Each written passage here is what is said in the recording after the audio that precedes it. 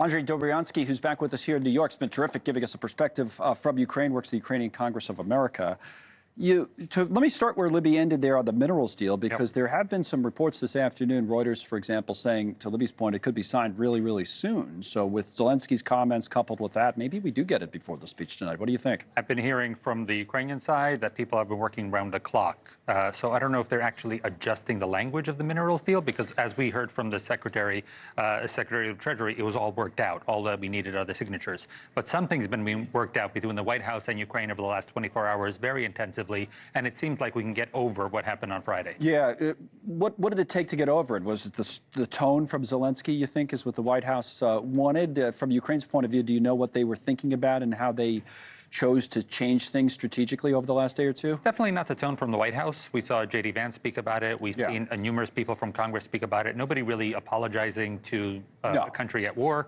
It seems like a lot of the attention is on the president, his humor, and it seems that he's good to go, because he did say that very day on Friday that he was ready to sign the deal after the fact. So I don't know really what the sweeteners are, but if we're on the road to signing the deal, that means maybe we're closer to getting the weapon shipments back online that are stuck at the border in Poland.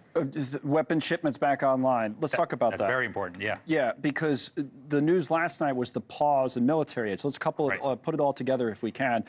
Tablet guys, we could put up the aid to Ukraine. So first of all, just so you know the numbers, I know the president talks about this number of $350 billion, which is not a correct number. Absolutely not. It's wholly untrue. A little more than half, 182 is the actual number. Well, if you include humanitarian aid, not really the military aid. Right, right. So appropriated is about 40, not yet 57, remaining is like 97 billion, and then add what you're talking about in Poland.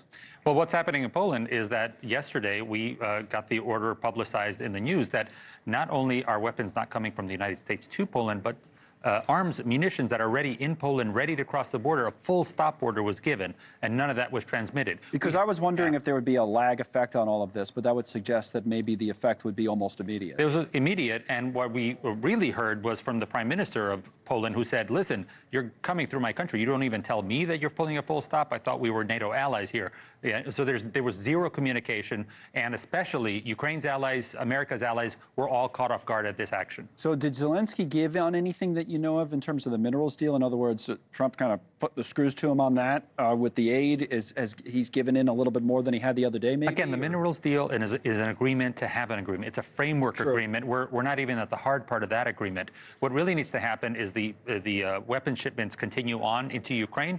I think that the NATO allies would like to see that, but we also saw a tremendous commitment over the weekend by the UK, by other NATO allies, ready to commit to funding Ukraine. That may even be buying weapons directly from the United States. It doesn't mean that they're going to make the weapons themselves. The United States can still get money on this if Trump wants to move forward. Let's fast forward a little bit past that, just in a hypothetical sense. When you speak to people in Ukraine, what are their expectations now in terms of what an actual peace deal, ceasefire, end to the war, security guarantees, what it all would actually look like? Has much been lost because of what happened at the White House? Have they adjusted?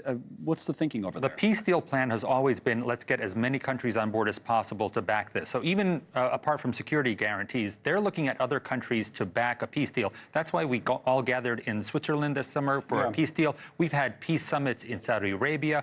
Ukraine has been working on it. The other side noticeably has not, and that's who Trump wants to bring in. Yeah, but he's so tough on Ukraine and not so tough on Russia. Interesting, is right? The Ukrainian, but is the Ukrainian thinking that, you know what, we might have to give up some more land? Internally, are people talking about it than we thought? That type of thing is what I'm talking about. I think what we want to see first and foremost is a swap of prisoners. That's something that President Zelenskyy brought that up in the White House. He brought up the fact that there are promised exchanges that still hasn't come through since his deal in 2019 when Trump was president. So 25 times over the last 6+ years, President Putin has broken his word to Zelenskyy about returning prisoners.